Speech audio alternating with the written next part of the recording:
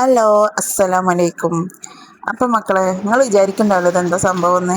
Just ഒന്ന് പർച്ചേസിന് പോയതാണ് കേട്ടോ. ഇന്ന് വെള്ളിയാഴ്ച ആയതുകൊണ്ട് നല്ല ആക്കത്തിലിതാ എന്താ നമ്മളെ പച്ചക്കറി ഐറ്റംസുകൾ കിട്ടിയിട്ടുണ്ട് കേട്ടോ. അപ്പൊക്കെ ഒന്ന് കുറച്ച് ഒരാഴ്ചത്തേക്കുള്ളതാണ് കൂടുതലായിട്ട് വാങ്ങിയതാണ് കേട്ടോ. അപ്പം നമുക്ക് ബീഫും വാങ്ങാണ്ടിരുന്ന്, അതേപോലെ ചിക്കനൊക്കെ വാങ്ങാണ്ടായപ്പേ അങ്ങനെ അങ്ങാടി പോയതായിരുന്നു. അപ്പം ഇന്ന് ഏതായാലും ഇന്ന് വെള്ളിയാഴ്ച ആയതുകൊണ്ട് നമുക്ക് നെയ്ച്ചോറും ബീഫ് കറിയും വെക്കാണ്ട്. അപ്പം അതിൻ്റെ ഉള്ളിൽ ഇതൊക്കെ വാങ്ങിയപ്പോൾ പിന്നെ അതൊക്കെ ഒന്ന് സെറ്റാക്കിയിട്ട് വേണം ഫ്രിഡ്ജിലേക്ക് വെക്കാൻ. അപ്പോൾ ചെയ്യേണ്ട വെച്ചിട്ട് ഞാൻ വേഗം തുറന്ന് വെച്ചാട്ടാ. അപ്പം നമുക്ക് ബീഫ് കറിക്ക് എന്തൊക്കെ ആവശ്യമുണ്ടെന്ന് നോക്കിയാലോ. ഞാൻ ഇവിടെ എടുത്തിട്ടുണ്ട് വല്യുള്ളി, അതേപോലെ ചെറിയുള്ളി, തക്കാളി, പച്ചമുളക്, ഇഞ്ചി, വെളുത്തുള്ളി, കരിവേപ്പില കേട്ടോ. അപ്പം അതാ 500 ബീഫാണ് എടുത്തിട്ടുള്ളത്. അത് കുക്കർക്ക് ഇട്ട് കൊടുക്കട്ടോ. ഇത് അത്യാവശ്യം വലിയ കഷ്ണങ്ങളാണ് ബീഫുള്ളത്. അപ്പം ജസ്റ്റ് ഒന്ന് ഞാൻ കത്രിക കൊണ്ട് കഷ്ണം മുറിച്ചെടുത്തിട്ടുണ്ട്. അപ്പം അതിലേക്ക് ഇഞ്ചി, വെളുത്തുള്ളി ഞാൻ കുത്തിങ്ങാണ്ടാട്ടോ ഇട്ട് കൊടുക്കുന്നത്. പിന്നെ അതിലേക്ക് നമ്മൾ എന്താ 4 നമ്മളെ പച്ചമുളക് ഇട്ട് കൊടുത്തിട്ടുണ്ട് കേട്ടോ. കുറച്ച് ചെറിയുള്ളിയും അതേപോലെ നമ്മളെ വല്യുള്ളി ഉണ്ടോ ചേർത്ത് കൊടുക്കുന്നത്. അപ്പം അത് കുറച്ച് ഇട്ട് കൊടുക്കട്ടോ. പിന്നെ അതിലേക്ക് നമ്മൾ 2 വലിയ തക്കാളി ചേർത്ത് കൊടുക്കട്ടെ കേട്ടോ. പിന്നെ കുറച്ച് നമ്മളെ കരിവേപ്പില കേട്ടോ. 1 സ്പൂൺ മല്ലിപ്പൊടി ചേർത്ത് കൊടുക്കുക. പിന്നെ നമ്മൾ കാശ്മീരി മുളക് പൊടി ഉണ്ടോ ചേർത്ത് കൊടുക്കുന്നത്. അപ്പോൾ നിങ്ങൾക്ക് ആവശ്യത്തിന് എത്ര വേണ്ടിയതനുസരിച്ച് ചേർത്ത് കൊടുക്കട്ടോ. പിന്നെ അതിലേക്ക് നമ്മളെ കുരുമുളക് പൊടിയാണ് ചേർത്ത് കൊടുക്കുന്നത്. പിന്നെ കുറച്ച് മഞ്ഞൾപ്പൊടി ചേർത്ത് കൊടുക്കുന്നുണ്ട് കേട്ടോ. പിന്നെ ഉപ്പ് ചേർത്ത് കൊടുക്കുന്നുണ്ട് കേട്ടോ. പിന്നെ നമ്മൾ നാടൻ വെളിച്ചെണ്ണ അല്ലേ, അത് കുറച്ച് ചേർത്ത് കൊടുക്കുന്നുണ്ട് കേട്ടോ. പിന്നെ ഉലുവൊക്കെ ആവശ്യമുണ്ടെങ്കിൽ ഉലുവൊക്കെ ചേർത്ത് കൊടുക്കണം. ഞാൻ ഉലുവ ചേർക്കണില്ല കേട്ടോ. കുറച്ച് സുർക്ക ചേർത്ത് കൊടുക്കണ്ട. അത് എന്താ നമ്മളെ ഇതില്ലേ എന്താ ചെറുനാരങ്ങ ഇല്ലാണ്ട് ചേർത്ത് കൊടുക്കണ്ട. പിന്നെ നല്ലവണ്ണം കുഴച്ചിങ്ങാണ്ട് എടുക്കട്ടോ. അതിലേക്ക് കുറച്ച് വെള്ളം ചേർത്ത് കൊടുക്കുക കേട്ടോ. ഇറച്ചി തന്നെ വെള്ളം ഉണ്ടാവും, എന്നാലും ചേർത്ത് കൊടുക്കുക കുറച്ച്. പിന്നെ ഞാൻ ഗ്യാസ് വേണ്ട വെക്കണേ. അപ്പോൾ 2-3 വിസിൽ വരെ ഒന്ന് വെയിറ്റ് ചെയ്യട്ടോ. നല്ല മൂത്ത പോത്തായതുകൊണ്ട് 2-3 വിസിൽ കഴിഞ്ഞ ശേഷമാണ് നമ്മൾ തുറന്നത്. അപ്പോൾ അത്യാവശ്യം വേവ് ആയിട്ടുണ്ട് കേട്ടോ. വറവിടാൻ ഞാൻ ചീഞ്ചട്ടി വെച്ചിട്ടുണ്ട് കേട്ടോ.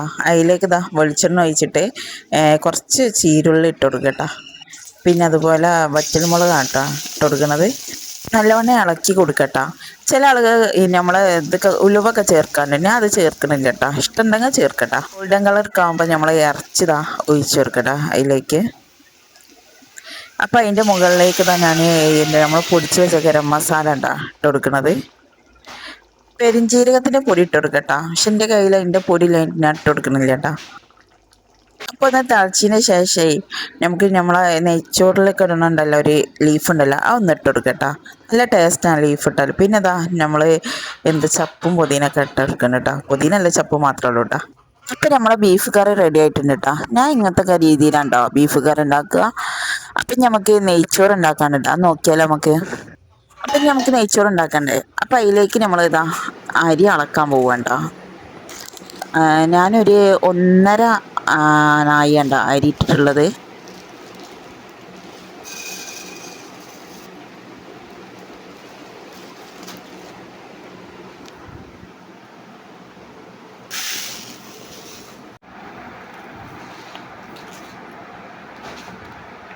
ഒരു 5-6 പ്രാവശ്യം ഞാൻ കഴുകി എടുത്തിട്ടുണ്ട് കേട്ടോ, അതിൻ്റെ ആ വെള്ള കളറൊക്കെ ഒന്ന് പോവാൻ.